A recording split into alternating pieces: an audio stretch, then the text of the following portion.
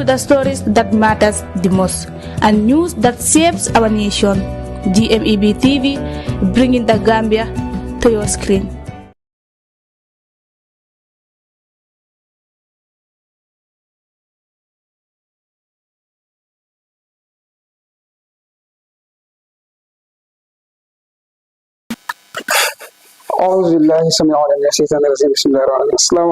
Assalamu alaikum, wonderful viewers. Good evening to you all. This is GMEB TV here in the heart of Banjulinding, West Coast region, the Gambia, West Africa.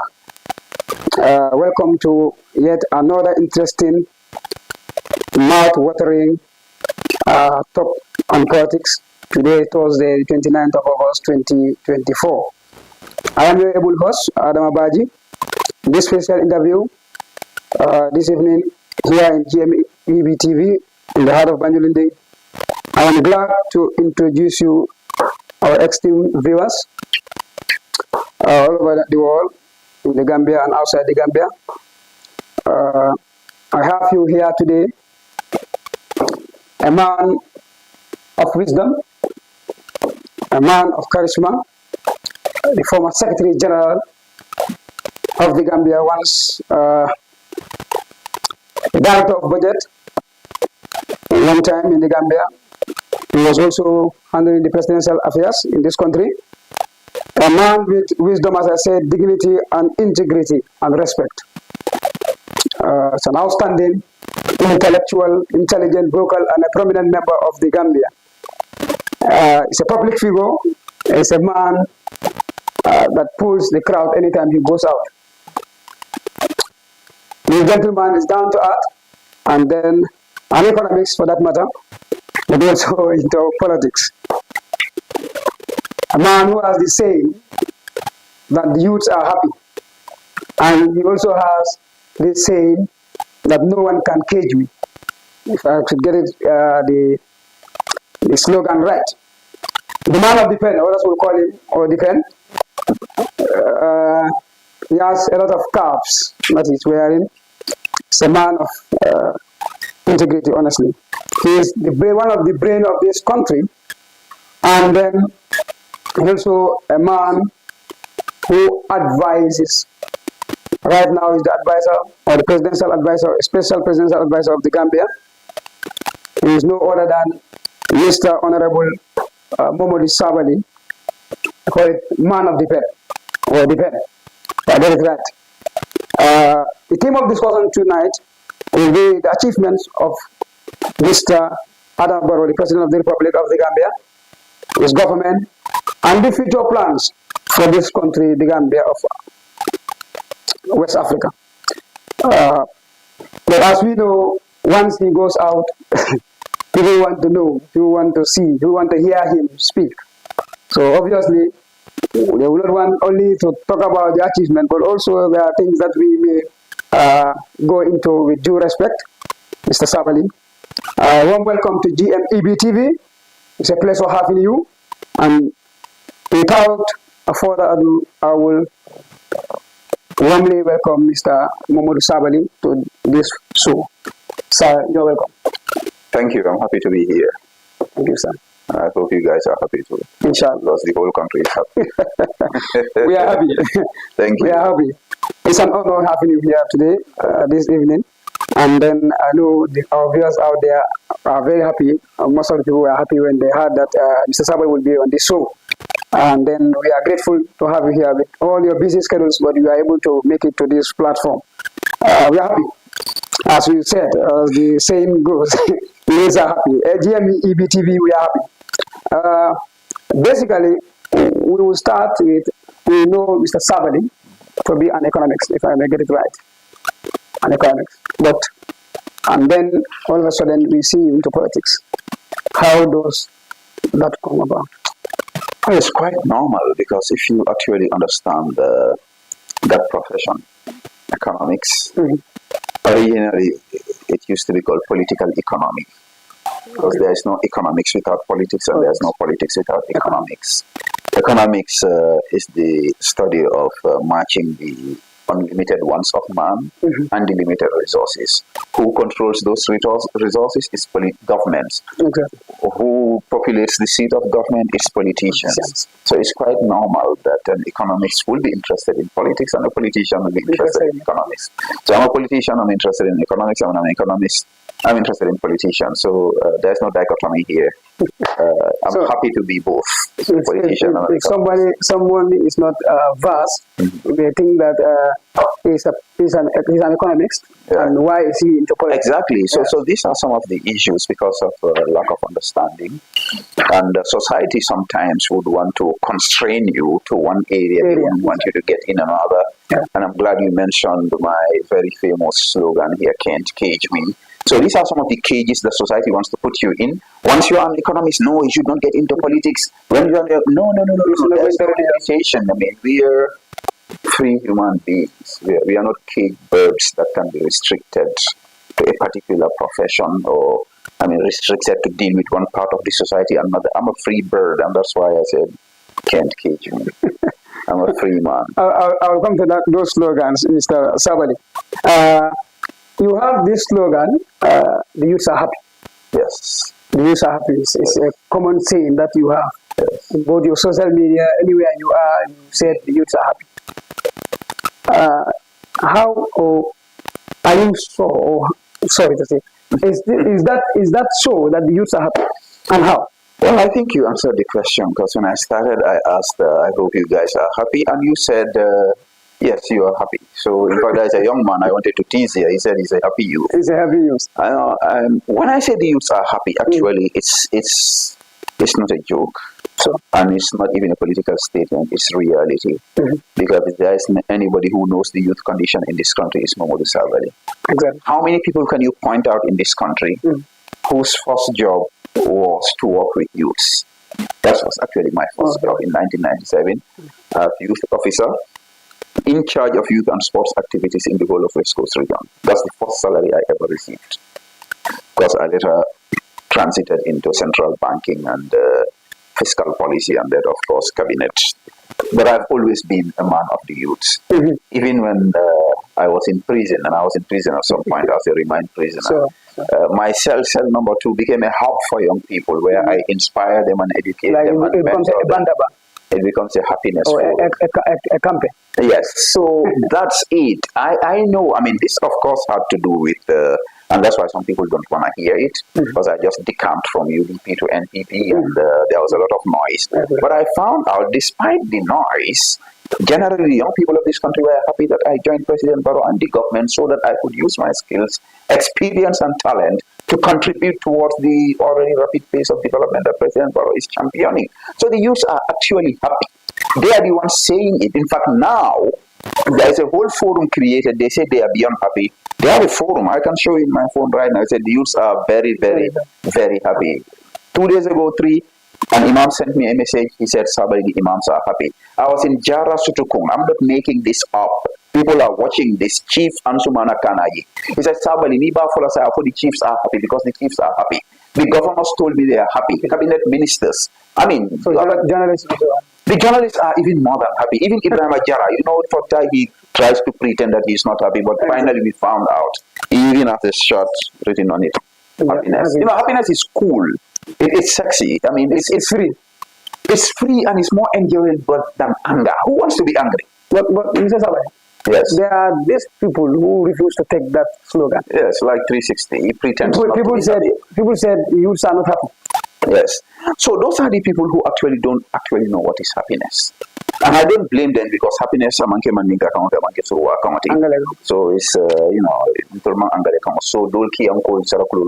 happiness in my understand. Because if I say somebody is happy, that doesn't mean that person's life is perfect. He has every single thing that he wants the way he wants it. No, it doesn't work that way. And Allah himself did not plan it that we should be that way. We want everything we want at the time we want it, how we want it. That's why there are restrictions even in religion, in ethics, in morality. The average man wants to sleep with 10 women a day, but God says no. Even your culture says no. Ethics says no. You have to be restricted as a human being. But when you realize and accept those boundaries and even the challenges that come in life, Sometimes you wake up naturally in a mood that's not very cool. Sometimes you wake up, you want to buy your niece, you don't have it. That's part of the human challenge. But if you learn to deal with those people and circumvent those challenges, your happiness goes even to the next level. It's a complex. So those who are trying to argue, they don't even understand. When I say happiness, what does it mean? No, some people don't. So but the majority do. So you leave it open. Absolutely. For those that want to be happy. Yes. For those that believe that they are happy. That's the point. Those who don't believe that they are unhappy. Of course. It's a democracy. Our president is very accommodating. Very democratic. It's not a dictator. So that's why at some point I said, even those who decide to be unhappy, under Barrow's government, they are free to be unhappy, and because they are free to choose that, they become happy. Exactly. So either way, you end up into that zone, the happy zone. You must be part of it. Absolutely. Africa's happiest country. There's this name that I will quote from Bakso. General. You have to give him his title. General. Yes. General Bakso. Otherwise, he can attack you. Yes. He used to call you the boy of the pen. Me, I'm not calling you the boy. I would say the man of the pen. This name, how does it come about? Well, you're confusing two things. There's this title, the Gambia Pen, which is unique, that I got, of course, from my writing. I've published some 8 books or more. Some young people excited about what I was doing, writing essays weekly at the Standard newspaper, Observer, you name it. Books on priority. They call me the guy, but Bakso calls me the boy of smartness. That's different. So the two names are different. Which one are you interested in? There's the Gambia Pen, which I am, and there's another one called the Boy of Smartness. The Boy of Smartness. Okay, Gambia Pen, let's talk about the Gambia Pen, So, of course, I have a natural inclination for the arts and especially for writing. So, I think I published my first book in 2005, Gangi Jollof, a memoir on the Gambia's first university club. But before that, I was a publisher. I was working with people like Dr. Cherno Amal-Bari, and we supported a lot of literary works in this country. So I published my first book in 2005. By 2006-07, I published Instant Success. I followed it up with The Way to Happiness, Love Notes, which is a compilation of poems for the Gambia, Living National Anthem to the Gambia, The Smiling Coast, and I came with Conversations with Makisal, and a plethora of publications. Of course, my regular Standard newspaper columns between 2010 to 2013. Because of all that, some guy was just happy and he called me the Gambia's Pen. I said, some people will not like this, but I will embrace the name. And I actually did embrace the name. And you loved it. That's only one pen. In fact, my publisher, who's a very nice guy, Fode Balde, one of the smartest Gambians alive, and I think I always recommend for young people when they're getting into the art of writing to go to him for him to edit their works. He was one of my publishers. At one point, he told me, he said, but my man, you took the pen away from all of us. I said, no, Mr. Balde. Now I have the pen. Exactly. I said, I have the pen, but you are the ink. So I come and drink from you.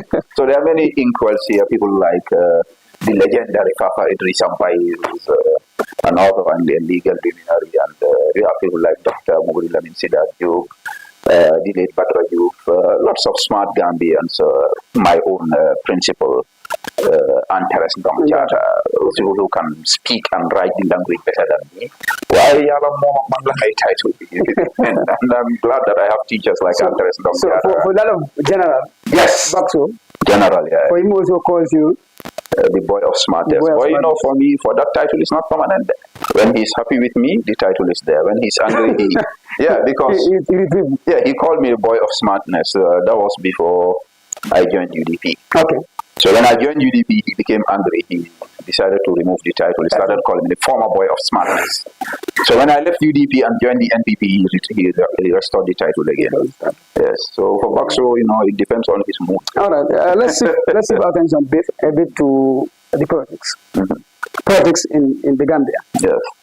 Mr. Sabally, he was working at State House as the presidential Affairs Minister one time, and also the SG, the Secretary General of the Gambia, at some point. And then, were you one time, people may want to know whether you were one time a militant of the former government's party? APRC. Well, APRC, yes. APRC, I will not only just call myself a militant. I was Secretary General of that party at some point. Of course, I mean, when we were coming of age, just finished secondary school at the time, high school, Jame came in, brought me in the university.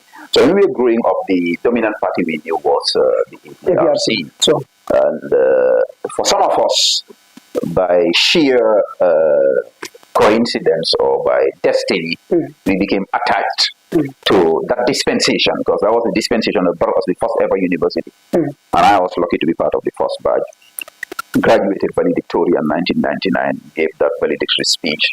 That's, of course, in the history books. And, of course, GRCS was repeating that speech constantly. So automatically, I became associated with the government. And at the time, most people used to call me James boy. You know? And then, but I was a professional then. I was not active in politics. I was an economist at the central bank. And then I moved to Ministry of Finance as budget director. And then all of a sudden, I was appointed Secretary General, Minister of Presidential Affairs. And then Jamie appointed me Secretary General of the APRC. So it's a party that I was a member of, and I'm a very proud member of a great party that brought us first university, first TV station, miles and miles of tarred roads. Great prowess in foreign policy, hosting of the AU summit, and other really fantastic achievements. Of course, it was not a perfect government. Show me a perfect government in this world, it doesn't exist. But I was definitely associated with the APRC, and that's where I knew my boss, the General Bakso. Bakso, yes. Yes. At one point, I heard you said, one journalist was shocked to hear you said Jame was intelligent. I that day I was like, Mr. Sabally is calling Jame as intelligent.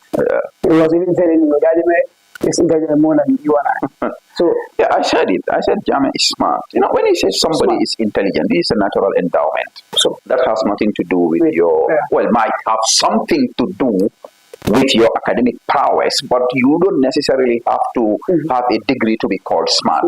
I mean, if you know the Gambia's educational history and the dynamics, during their time, Jame and Co., if you pass and get into high school, automatically you are intelligent. You are way, way above average. And it's not Jame graduated high school, of course. Opportunities were not there at the time for people to go to university. He joined the military. And he was a reader. Jame used to read. And then he became president, of course. You know what amount of information a president has access to? You meet with, of course, presidents. You meet with scholars. You meet with priests. You meet with imams. You meet with criminals. You meet with all sorts of people. So I actually believe that Jame is smart, and I still believe that Jame is smart. But at the time, most people were caged in this country, including some of our own supporters at the time. Even some APRC members were not bold enough to make that kind of statement at the time. But I was on an interview, and there was some foreign policy moves that the government was doing at the time. I said, Jame would not do this. And he said, well, I said, Jame is smart. And he said, what do you mean? I said, I said it. He's smart. And she wanted to challenge. I think she was shocked that at that time, a Gambian would sit down and say, so I said, me and you and Jame, if we sit in the same class in an exam, he will beat us, and I mean it. I would that. He is intelligent. I said it. I still stand by it. Yes. How do you feel working at that government at the time? It was such an honor as a young guy to be appointed Minister of Presidential Affairs. You know what that meant at the time. Exactly. Secretary General, head of the civil service. You know, it was a huge honor. Yeah, but it was a huge challenge also, because it was not easy working on the Jame. There was a lot of pressure from domestic opposition, from the diaspora, from the international community. And the way Jame was working, power was centralized at the office of the president. So I was de facto prime minister at the time. I was practically running everything, of course, with his guidance and instructions. I handled foreign policy matters, macroeconomic issues, and you name it. It was a challenge, but it was an honor that I appreciated, and I really thank Jame for that honor and opportunity to give me that position to work for my country, because I love my country.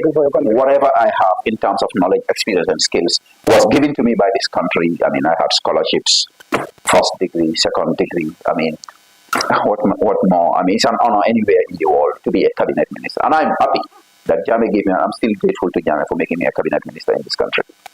Thank you very much, Mr. Sabally. Viewers will go for a short commercial break. When you come, we'll move deep into politics of Mr. Momodou Sabally. As he said, he's a prominent member and a very reputable citizen of this country with dignity and respect. We will go for a short commercial break. When we are back, we will take it from there. Welcome to GMEB TV, your go-to source for exclusive news and stories from the Gambia. Stay informed and stay ahead with our expert analysis. And open your YouTube app, click the search bar and type GMEB TV. Open the channel and click subscribe. Hit the notification bell so you never miss out from in-depth coverage of education, business insights, to the latest in sports. We bring you the stories that matters the most and news that shapes our nation. GMEB TV, bringing the Gambia to your screen.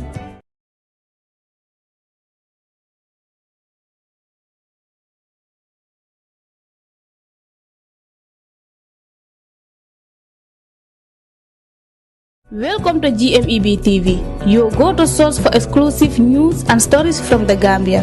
Stay informed and stay ahead with our expert analysis. And open your YouTube app, click the search bar and type GMEB TV.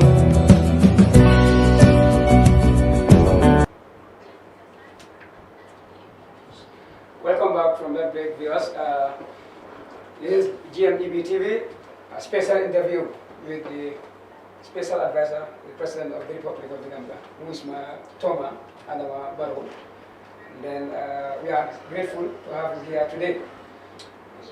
Mr. Sabally, after 2017, we ran the 2017 chain of government, things were, the atmosphere was a bit rough at some point, and then later we were able to handle the situation. Then Mr. Sabally was seen in the UDP yellow jersey or yellow t-shirt. In the UDP yellow flag, Mr. Sabally. How were you at that time trusted to be in that party? Because some people will have the belief that you Jamela no already, and I can spell it. Or do you have that concept that is not worth to be trusted in this party? Well, like I said, the transition period was quite challenging. So the whole country was going through a transition. Of course, even political parties were going through a transition at the time. Exactly. What UDP was in the Gambia era and what it became after the new Gambia was different. So for me, by the time Jame left, of course, I had issues with Jame, and I dissociated myself with the party for very good reasons. Sure. I never insulted them or made them look bad or anything. I just said, no, I'm done with this. At least for a year or two, or even more, I didn't associate myself with any political party, not APRC, not any other political party, even though because of who I am, I have relationships with people. If you are my friend today, you belong to another political party. If you invite me to your event, I will come, not as a member, but because you invited me. Those things happen. People were actually confused as to where I belonged at some point. Exactly. Because PDIs would have events, I would attend. I was not a member of the PDIs. I was not a member of another political party at the time. But if I attend their event, that doesn't mean I'm a member of their party. APRC youths had an event at some point. The youth leaders, they invited me. I went and attended it. There was a lot of noise. Somebody's back in APRC. I was not. So, but for me, I value my relationships with people. If I was in the same party with you, and I'm no longer in that party, I'm not going to keep you away or distance you or antagonize you because of that. I value especially young people. So, the GDC at the time, MC Cham was in their youth week, they had an event, he invited, there was a lot of noise. I didn't join them at the time. But because of all of these things, I decided, you know what, I can't stay out of politics. And I can't stay neutral. Let me take the bold step, take a decision and join one political party. And I assessed all political parties existing at the time. I chose the United Democratic Party. And of course, if you were APRC, then you come and join UDP. You know the relationship between these two parties. Sure. Naturally, there were questions. So some people actually came out and said they didn't want me to be part of their party. But I'm not a rookie in politics. So like you said, I had just put on the yellow jersey. I like that time.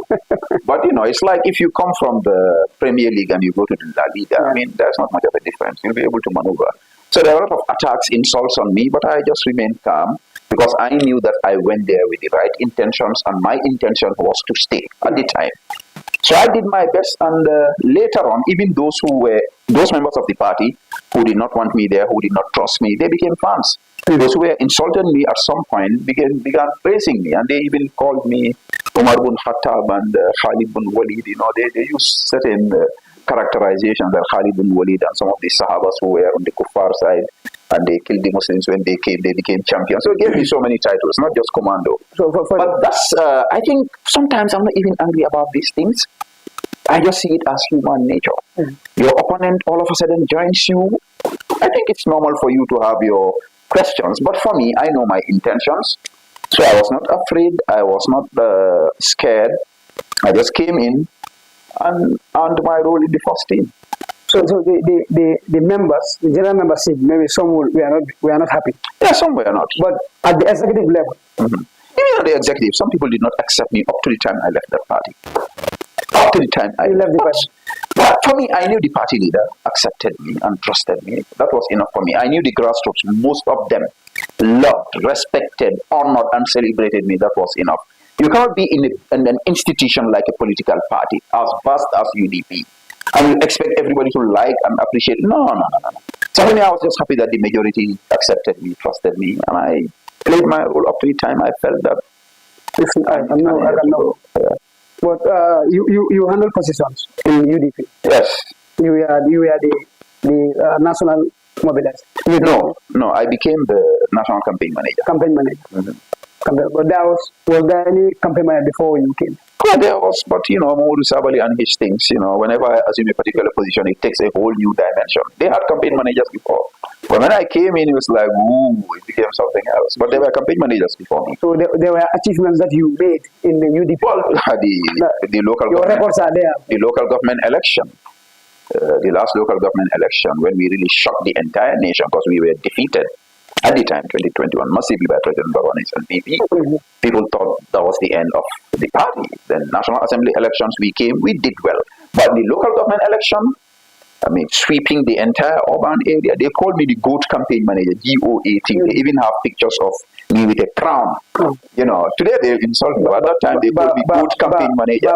Babala Commando. Yeah, Commando, yeah, it was a nice title, actually. I loved it. You still love the title? Well, I'm no longer a commando. I've been promoted to general. Now I'm Barola General. So don't bring down my level. You are general now? It's levels, yeah. No more Babala Commando. No, I'm Barola. You are Barola General. Barola General, yes. Wow. Yes. It is what it is. And the youths are very happy with that title also. So that's wrong. That's interesting. Yes. That's interesting. You've been in the UDP. The time that you made up your mind that I want to leave this political party now for another party, like the ruling party. Was it an easy decision that you were taking at that time? Was it easy for you to just make up your mind and then swift? No, it was not easy. There is no way it could be an easy decision because, like I said, when I joined the party, I meant to be there. I wanted to stay there. It was not a game I was playing. I had no anticipations that I would have to leave the UDP that soon. Yeah. But when the need arose, and I felt that it was time for me to take a decision for country, for family, for myself, I knew that it was going to be challenging, but I had to take that bold step. It was not easy. I think perhaps it's the most difficult decision I ever took in my life. But I'm happy I took it, and I'm glad I made that bold move to join President Burundi and the NPP, and I'm happy for it, alhamdulillah. I think the whole country is even happier for it, on average. Not everybody would love and respect a decision we take. But if you can make an assessment, ex post, and see the changes, the developments, and, yeah, alhamdulillah, I'm glad I took it. At the family level, friends and family relatives, was it easy? It was not, because people didn't even understand, and of course some people are scared. UDP, when you are going to go into battle with them, you know what that means in this country. It's not easy. But I know I'm a man, and I'm proud to, if I have to take a decision, I'll take the decision regardless of the consequences. Even a level of family and relatives, some people accepted it, some did not accept it, so, but at the end of the day, the ball was in my court, and I played it, and I played it right. Yes. So that's what's important. It was a tough time. It was. And now the question is, can someone trust Momodou Sabally? Well, in UDP, NPP today, from let's say APRC, UDP, from UDP to NPP, is that trust there that after maybe, let's say, a change of government or whatsoever, that Sabally will maintain the NPP? Well, the point is, I just thank Allah for one thing. I have critics, I have lovers, I have haters. It's normal. If you rise to a level where I am, you got to deal with it. But I can say, Alhamdulillah, that they've accused me, called me names of everything, but nobody will say Momodou Sabally is a hypocrite.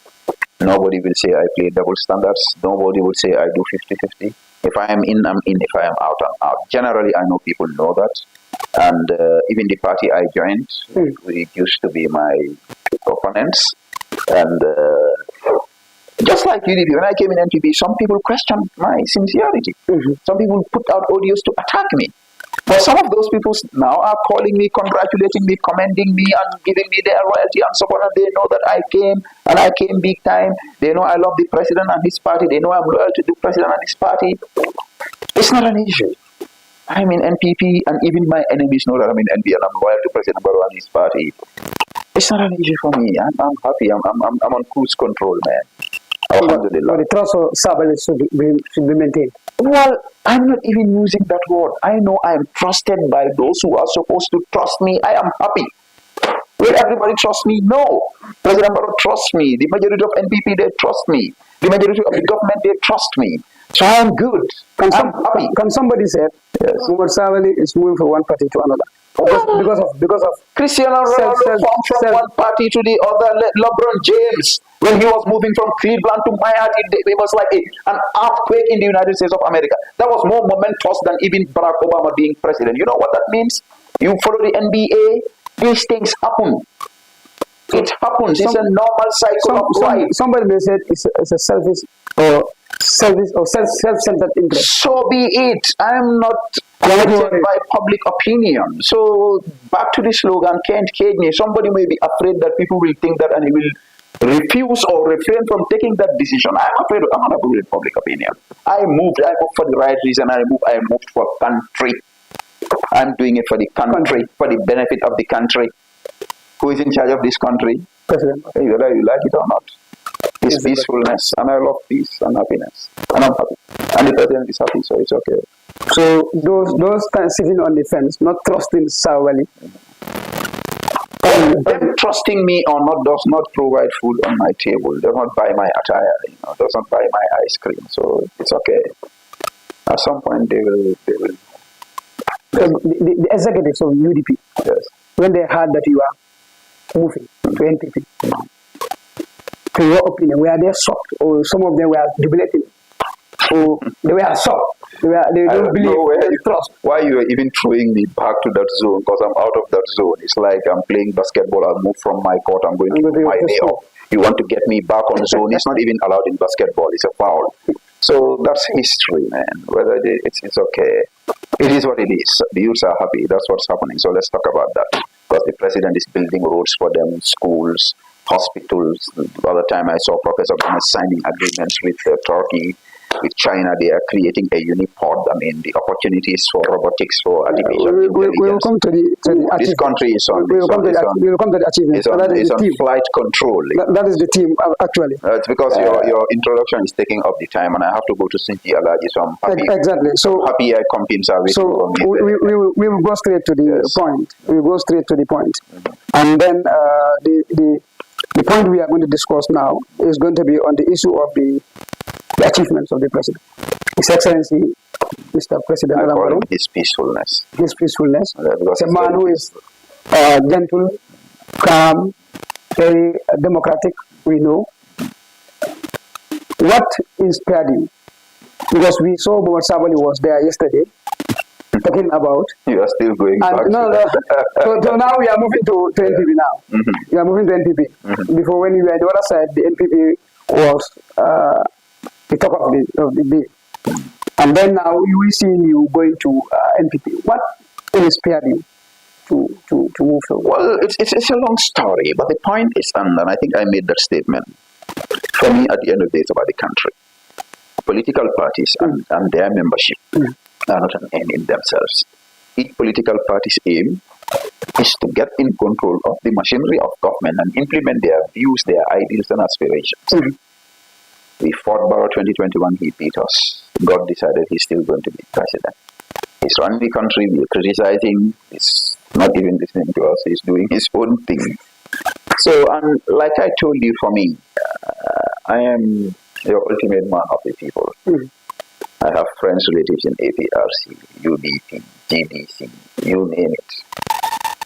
So, people in NPP, I have family members. My sister, same mother and father, Momodou Sabally is one of their top members. You know, I have relatives in NPP, I have friends, I have mentees, I have mentors in different parties. And a lot of them started saying, even I know somebody, a very prominent person in UDP. I gave a speech at Charles Jau Academy.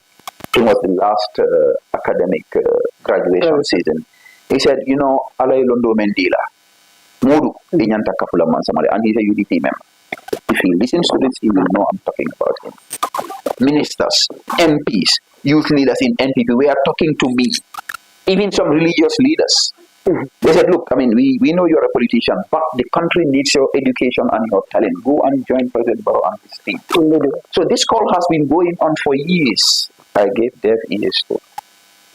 At some point, I felt perhaps I need to give it a try. I was criticizing them on policy, and I saw that occasionally, not all the time, government had responded to some of the criticisms I was making. So I said, I think it's about time for me to go and join. Like, you know, President Barrow, he has the best way of saying this. He said in the opposition, Diamole, Fenso Mantiling, Bungo Boitale, Dimba Malatale, Infenso Betilin Bete Dakana, Dimbo Belote Dakana, then Bango Fenso Mantiling, Sam Bottom Mataba, Beaka, Bungo Boitale, Bena Bungolundiba. So, I don't, doesn't it make sense? Yes, it does. So, a lot of consultations, you know, please here and there, I decided to take the decision, and I'm happy for it. I know I took the right decision, and I'm glad I'm working under President Barrow. That's one thing that inspired me about you. Your confidence, your esteem. It's difficult to silence Mr. Sabally. It's difficult with all the talkings. Mr. Sabally is not quiet.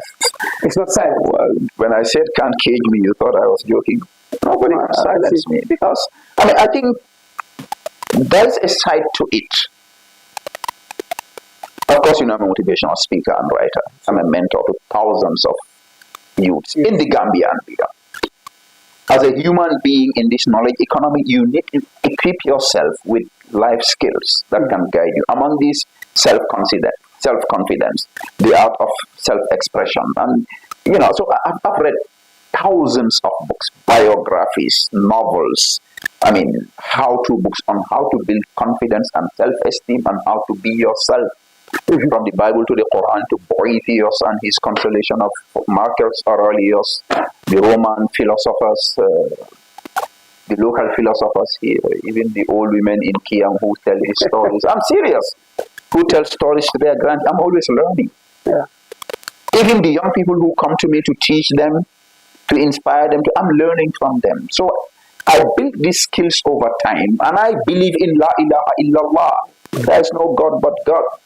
I'm afraid of only two things: to break the law of God and the law of man. I'm not afraid of anybody or anything.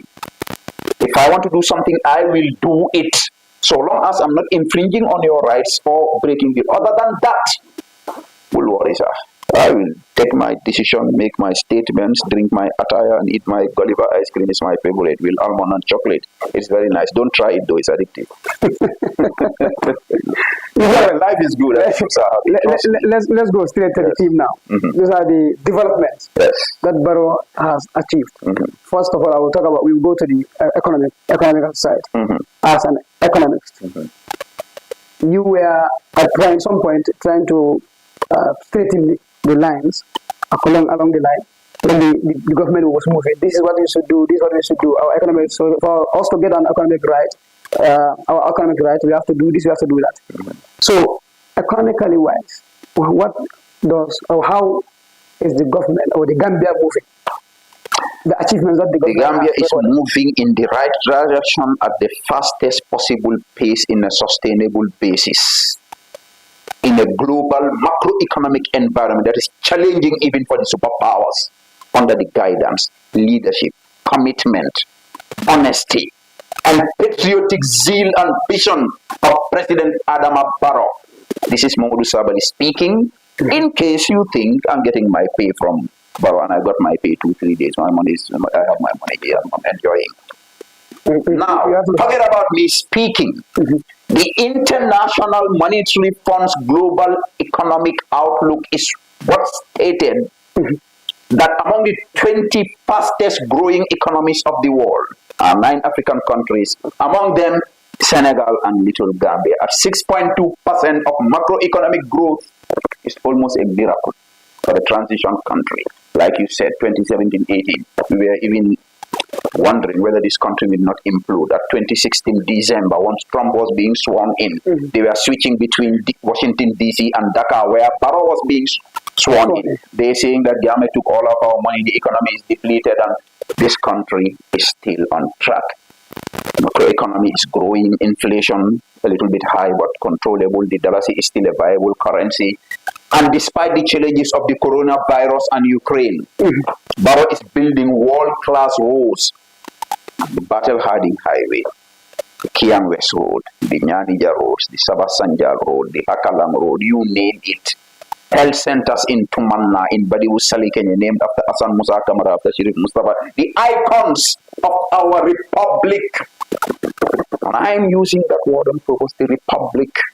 This country is bigger than any individual or political party. America is America, because when you talk of Thomas Jefferson, nobody even remembers whether he was Republican or Democrat. George Washington, Alexander Hamilton, Thomas Paine. They honor their heroes. Barrow brought that here, built a world-class health center in Tumana and named it after Hassan Musa Kamara. A world-class health center in Sali, Kenya, never happened. Named it after Shirif Mustafa. You know what you will have said? But Gambia is among the 20 fastest growing economies in the world. I used to criticize this government and economic policy. I still stand by that criticism.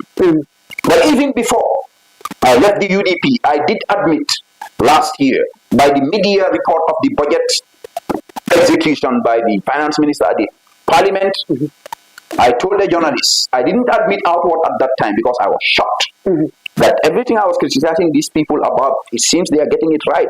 I told the journalists, I think these people are getting it right. By the end of the year, when they presented the budget, I said it's a good budget. And if they implement it, all my worries about the economic disorder, inflation is on a downward trend right now. The economy is growing. We are building roads. We are building hospitals. We are building modern youth empowerment laboratories like Unipods in this country. Small-sized country, challenged by resources, using domestic resource mobilization to create a miracle in this world. Hosting the OIC, 57 countries, not a single incident happened. They all went back happy. My friend, if I say you are happy, I mean this. We are very, very happy. So as an economist, the president's office has advised also that in that trend, that is the economic wise of the Gambia. Do you have an advice that you also making to make sure that we get the economic right? You're asking me a question that I never answer. Even CNN, if they ask me about that, what I advise the president, I will not talk about that even to my wife. I'm a former cabinet minister.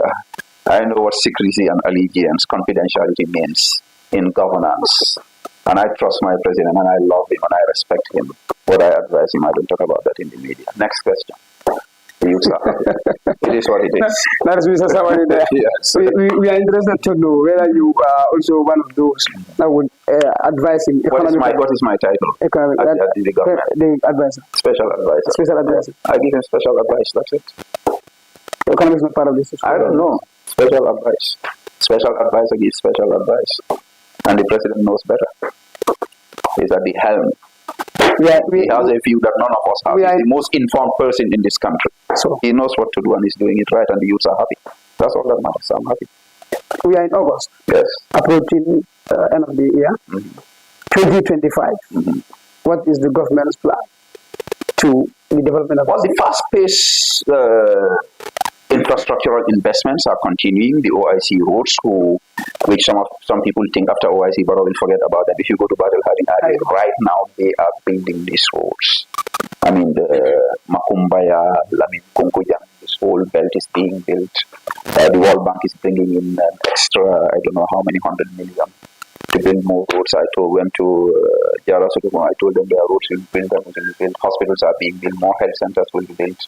The university project for Abamanta is continuing. President Barrow is diverting into clean energy now. For the first time, we have a modern, ultra-modern solar power plant in Jamburu. Many of those things are coming. The building of schools is continuing all around. Digital economy, infrastructure. President Barrow is bringing a whole new plethora of development projects in that area so that Gambians can ride on the latest modern technology available. The economy, of course, with this forecast of the World Economic Outlook, is on track. The peace and stability of this country, the national dialogue process was done at the national level. It's been rolled out at the level of the region. Sports infrastructure investment is on. Our new role as chairman of the OIC, that's both diplomatic and economic, because that will also bring in a lot of attention and resources into the country. And the happiness index is also going to be higher in 2025. The youth are going to be happier in 2025, inshallah. So when it comes to education, 2025, what are the expectations? Well, what I'm looking forward to is greater investment. It's just sad. President Barrow has a very difficult job. When we did the industrial tour with him, and that's another aspect, factories being built in this country and running thanks to government policy and support and guidance. A steel rods factory, a factory that's doing suitcases, a factory that's doing biscuits, animal feed, all of these things. Then I went to Ilias and I saw they're getting a high school for the first time. Badibu Ilias, one of the greatest settlements ever. It's President Barrow that's giving them secondary education so that their children can go to school under their own wings. And this is all over the country. I went to Bisari in Foni. They have never had a building for a school. I went to Bonsa, a Manjago settlement of Jam City. One building like this, you have 4 classes, nursery 1, 2, primary 1, 2. President Barrow is going to give them their first ever modern classroom building. That's going to be all over the country. The University of the Gambia, of course, I told you, Prof. Gomez is signing all these agreements with China. We're sending, I think it was last week, Prof gave scholarships to more than 10 young Gambians. That's happening on a daily basis. Recently, the Moroccan authorities also sent in one of their top ministers to get more training opportunities for young Gambians in Morocco. Last time I met with a Gambian doctor. He's actually practicing in China. In Chinese, how rigorous they are, how strict they are. I mean, it's a whole revolution in terms of education, both at the level of basic education and higher education. The policy proposals that the president pronounced in his State of the Nation address in terms of how we are transforming and reforming higher education to meet the needs of this modern generation, where young people no longer want to wear a tie and sit down in an office like Momodou Sabally. They want to create their own industries like this GMEB TV and employ themselves and ride on the high waves of ICT and have an impact not just in this country, because I know people are watching me from New York as we are speaking from Sweden. They're calling me right now. Okay. Thanks to this little Gambia, with little resources for the president with a vision, commitment, and patriotism unequaled in the subcontinent. Still with education, the free education, the policy of free education that we have, is it going to continue at another level, or we are going to maintain it at this point? Your producer is signaling us each time, and I'm supposed to go to to make those women happy. I know. Yes, free education. I was happy when I heard the announcement of the education authorities reminding Gambians that we are not supposed to pay school fees. And I think it's one of the best policy decisions that any country can make. I think we are investing in education. We need to invest more often than not. The attention goes to higher education, but an economist as a development economist, which is part of the areas I studied at my master's level. Investment at the basic education level has higher returns than higher education. So I'm glad that government is focusing on that. This was very heartwarming for me. And I think government policy in that direction is in the right direction. Resources are scarce, we are constrained. But I know President Barrow is always a step ahead of us, looking at avenues of mobilizing more resources and channeling them the right way so that the taxpayers can have the highest return on the resources that they are putting into the state treasury. Come 2026, Gambia is heading to the polls. Yes. And the last area we are going to discuss. Yes. With all these developments that we are talking about, from education, economics, infrastructure, and stuff like that. 2026, Gambia is going to the polls. NPP, what are we expecting from you? Landslide victory, because the way the tide is going, you see, when was the last time you saw a major opposition party's campaign manager leaving and joining the ruling party? Last week we had Ramzi Diab. He left. And I'm working on one or two other top level members who will join us very soon. And I'm talking to youth mobilizers at the grassroots. They are coming from the opposition to join the NPP. So if you are in a league where you have what's the name of the boy whose name is Bukayo? They said his name. If you have Bukayo, you have Messi, you have Cristiano Ronaldo, all in the same team. Will you question that the team will win? No. NPP is taking it. Don't worry.